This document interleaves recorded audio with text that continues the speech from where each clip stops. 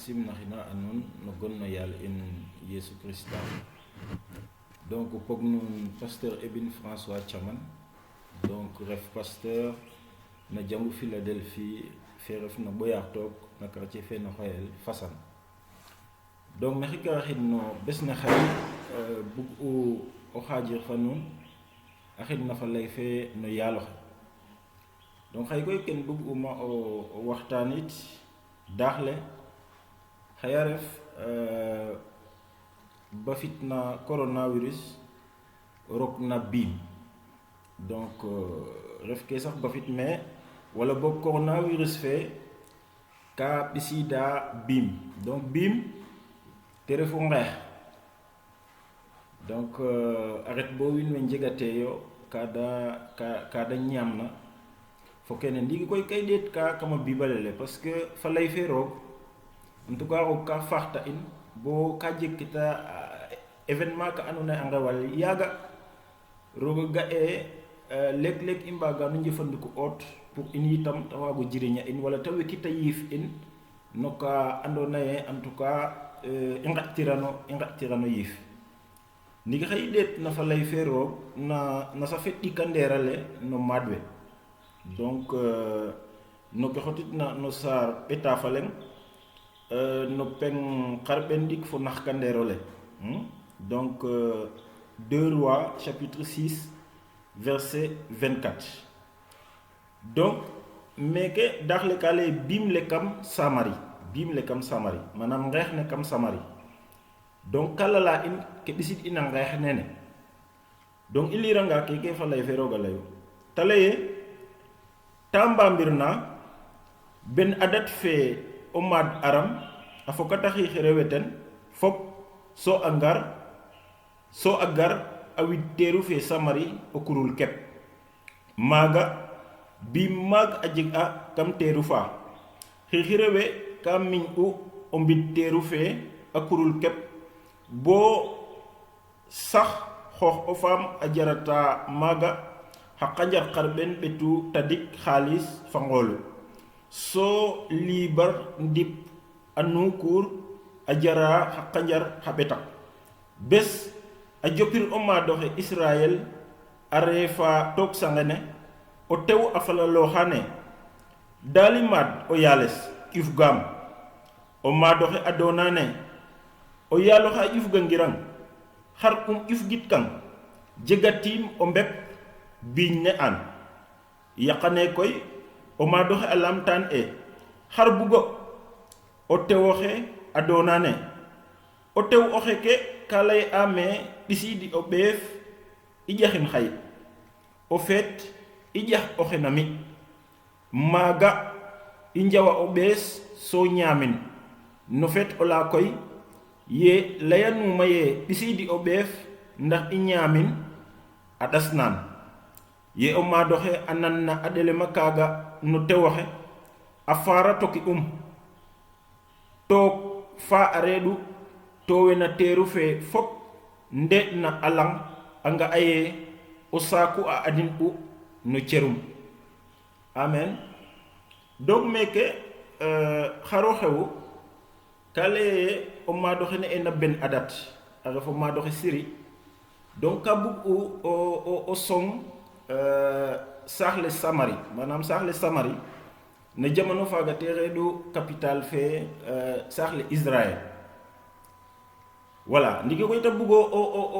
o songin ndiki awat stratégie ne te refu ye manam te wid sate fe a kurul kep manam we anone de ndefu alkati keten manam xixireweten kada laq sate fe bo anone o leng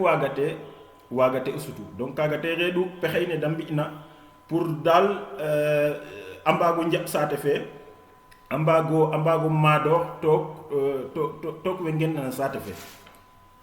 Donc abega laga dambeg na sate fe manam dalak na sate fe xarota bisidu donc yi dambeguna o leng wag ate rok kam sate fe o leng wag ate usutu sate fe o leng wag ate o jal tig wagati o ret na xaqola xa o jalik refa nga ye ko suto xogu ret no saax lakas jalik maga wakatino o fi ke andona ye te refu a ñamale wiin we a soxla ayo andona ye ka xelo bafta ta fila o kiida kam saate fe donc kaga waago xate manam ravitaillement fe andona ye te xel u bafta ta fil a rokiida kam saate fe ndax wiin we mbago njega ka da ñamna kaga waago ate o jeg so koy ke andona ye te refu ñamel ke njotna o ndef kam saaxle ka le ga ndetat bo a cher waxe ga parce que meke arrêta sax bo alala in ay xoxo fam kete jalog na fo ay anukur manam ka serot u lol botala lo nge ñamel jeg ate no kam teru fe ñamel jeg ate kam teru fe ke jotna andona ke a jota o jegma ka serot lol donc a jigawe andona sax xaja mbaga tirana o njik parce que njegeyo dole donc arrêta nga bo amiñ xarona xewka yetaret na bo amiñ parce que ça te fait mbaga yo o moof semaine o ngol wala qola dak wala qolata dak menu ta moƴna moƴo miñta tige moƴo doma parce que xayaret bo dara jegkate waxi ka dara jegkate ñamel leng jegkate kam saaxle donc wiin we a commencer a ngona yo fo ngeex no anda ye roog ka saka in nda quand même in i soxla ayo o ñamayo mbeto mbet a refa nga in sereer we donc i nga aye ke i ngesa yo ñaktu o futu ju'u donc to kaga il faut po na soxla ano donc il faut po na soxla ayo a ñaam gano donc i njegange ka i ñaam na koy il faut i mbaatkin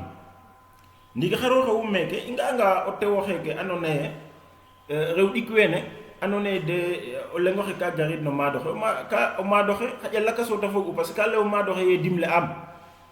o maadoxe leyine o yaaloxe dimle angirang namo in dimle it kang parce que saqatimo mbep manam saqatim ñamel kan dimle tuma o kiin mais o maadoxe nan gel wen mais ke o maadoxe nan na ka betin parce que rew ɗik wene ande ta yo bo xa ɓiyaxe den teda mbaxtanatu pour a ñama den donc o lengoxe a jaɓa o co'tafulo ɓiyonge ten da ñamin so o feeto la da ngelo ñamo ɓiyonge no lakasoxe o xaga fañ donc après kene te reɗo ngasirne kene teta bug o maadoxe a xate a den ka beto maadoxe bota leye o maadoxe ka faar ke andona ye te refu tikorik ke ten donc ngeex ka reɗatu kam saaxle bo wiin we pour waago ñaam a jaxan nang ku refna bota jaxan leng we da mbaratayo xa ɓiyaxe den leng we xaya mbar xa ɓoxaxe den xaya mbar cegel ke andona ye tede njegu pis ke xaya ku da yakarna ye a mbagano ñaam xay da mbarin ndax a mbago njeg kada ñaamna ke waraluna koy te refu ye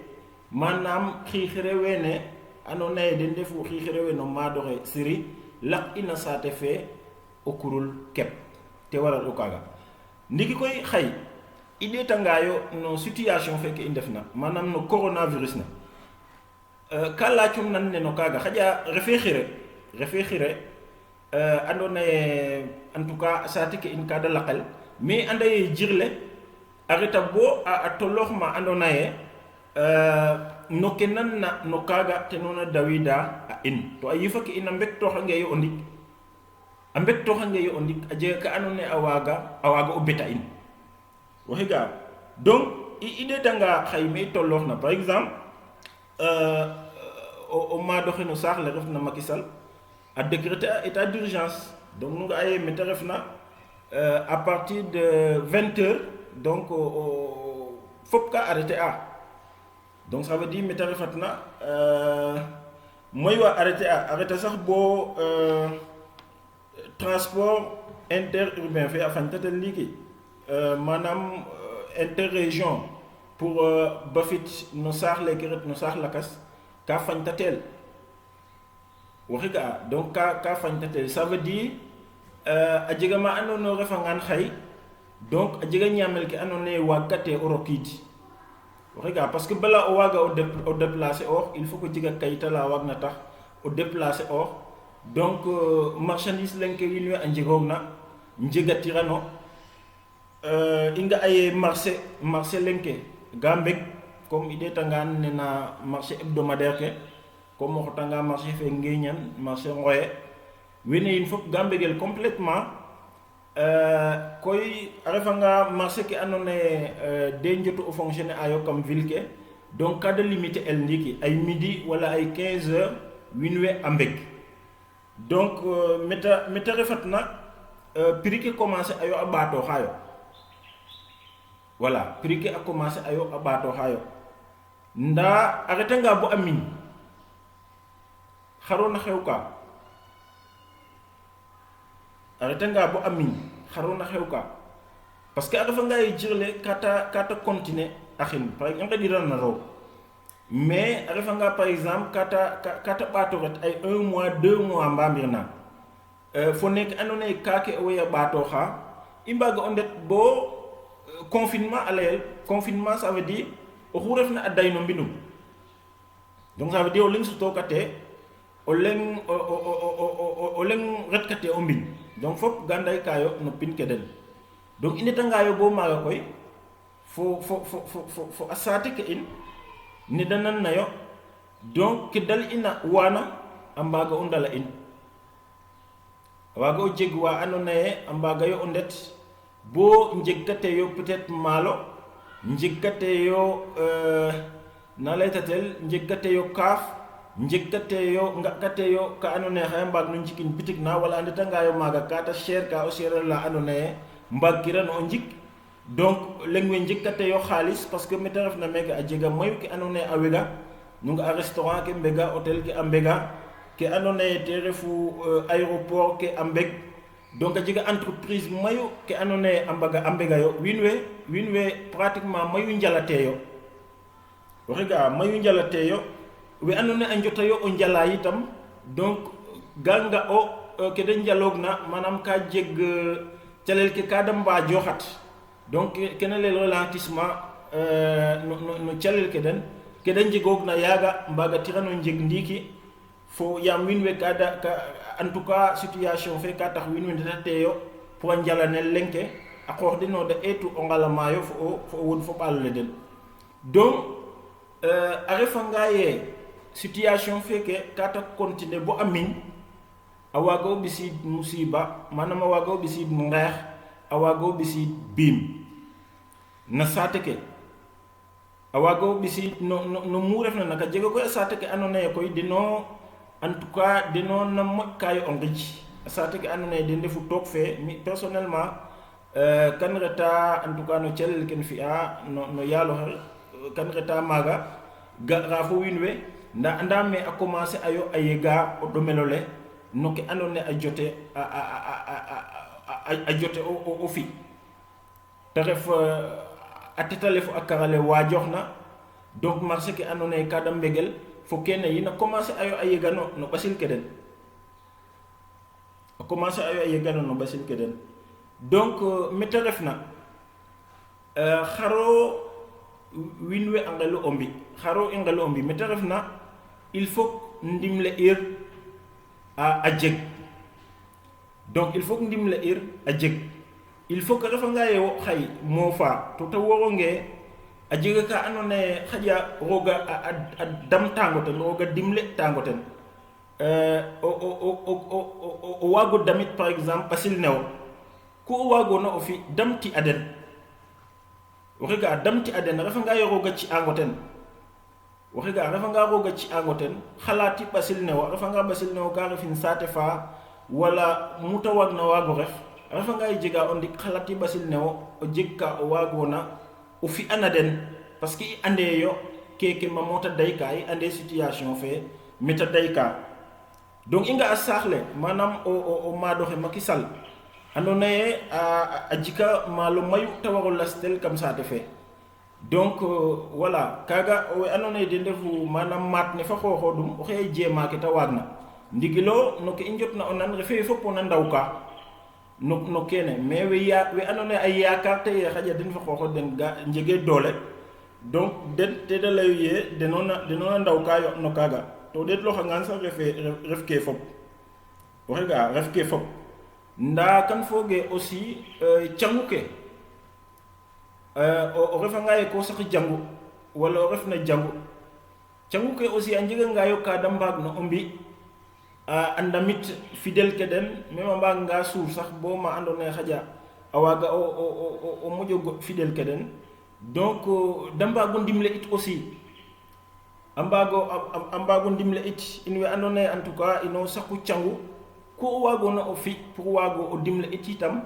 o fi in ku roga doon na naxa baya xewo o waag no fi o fi in parce que ande situation fe mamo ta dayka donc association ke we andona ka da saqo association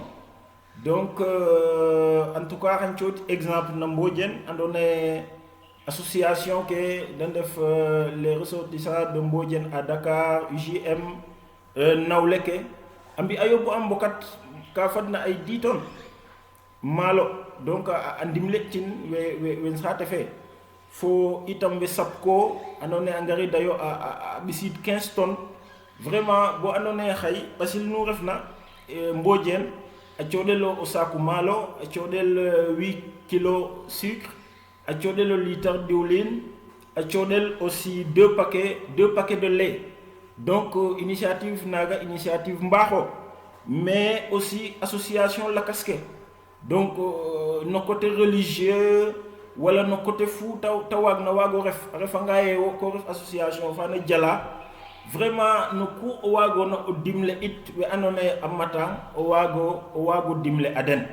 parce que ande yo mais keke a dayka yi andirano inga ayeme it tollox na sax ka fi we win we nanjirayo kada moƴo ɓato xa donc we andona aussi en tout cas bonne volonté yo c'est-à-dire o kiina waga ñako fog no ɓasil ne wo mais te jeg wa andona ko anda den def wa andona ga ndefu new di doole manam wa andona kada new doole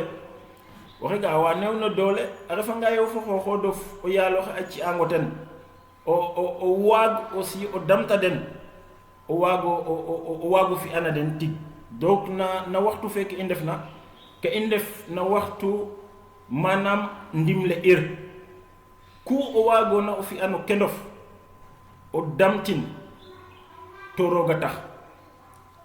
donc keke in fi a kan yokare parce que a bible ka damta in a bible ka lala ine manam keke yitama jega situation ke na jega keke nu nga akama bibalale a waga ret bo a jeg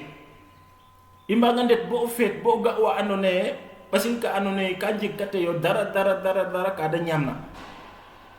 waxe ga refa nga weke andona andeta yo parce que kan foge bala o wara o ɓiy peut être cegel ka ndef na no mbin na ten o et ka mbar Mbodiène nange nani Sénégal wiin we nange yo ñamayo ay xaɓox yin nange yo ñamayo ay lenke mais i ndet anga bo mbad me weke mbadna xayo ga o andona xay da obliger a mbi'ayo kaga waxe ga xay da obliger a mbi'ayo kaga donc bala kene a fada koy no ke andona ye te refu no ke i mbaagna no ke andona ye roga a ci a fulana in i mbaaga mbagaru oox no ku andona ye i mbaaga o ndamit ten o kiin wala i mbaaga o ndamit ɓasil ke in wala en tout cas i mbaaga no mbi' ne no ndimle pour mbaajeful pour ñako mbad no kaaga i ngeenoox ten donc vraiment kene ten bug o waxtaanit xay donc i ande situation fe i ndef na neke ka ref situation ɗomu pour a saaxa ke in i nga ayo mi a jega mana andona ye te refu France a jega association fen ga'uma secours protestant to tane donc den Marseille chaque jour o wiyan distribuer ayo maaga ñaamel donc chaque jour xala mi koy a saaxa kene andona ye dena nga el nen a saaxa ke andona ye de ngupu xalal a saaxa ke andona ye en tout cas maaga yo xaalis fe a refu a refa nga ye waaga yaam ne da mbegoox na a jega wa njigateer na ñaamel bo a ƴuf geela ndimle el donc andati asati ke in namo taxelu onan après bo waga presque chaque jour sur Facebook in ga aden de laqayo kam masay a lastayo maga ñamel. Même États-Unis aussi même chose ko ga association ke ambi ayo a tayo ñamel ambi ayo donc in aussi in ngelayo o mbaaj no côté laga surtout jangu fe xele o yoqa ciñ no ke andona te refu no ndimla no ku i mbaag na mbaago o ndimle it parce que aussi roog ka dimle ta roog ka damta donc kene vraiment te refu ken bug uma en tout cas o xajir donc ta waago o yoka in manam i ñako daan no ke andona te refu no ke na xewa donc ba i moof bu ta beta in nda fat i nga ke fadida fuleer na fat i ngalam ke andona xaja fadida fuleer donc yasam mo yalo xe abarke a in donc comme nen laytanuma yasam i ñako o mbad maga no jirle yasam i ñako mbad maga mais i mbaga yo o mbagaru oox parce que roog dong te andu me keke a dayka roog dongo andun donc yasam mo yalo xe barke a nun wena nan giloxa donc a barke a in fop no gon no yaal in Yesu Krista amen.